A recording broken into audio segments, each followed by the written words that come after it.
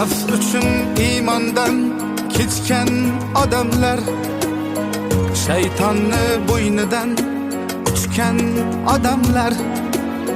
sinovli dunyoga ko'nglini qo'yib, Xudoni unutib qo'ygan odamlar,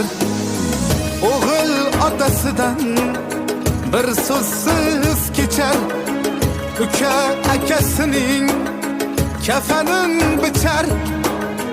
jigarlar bir-birin qonini ichar,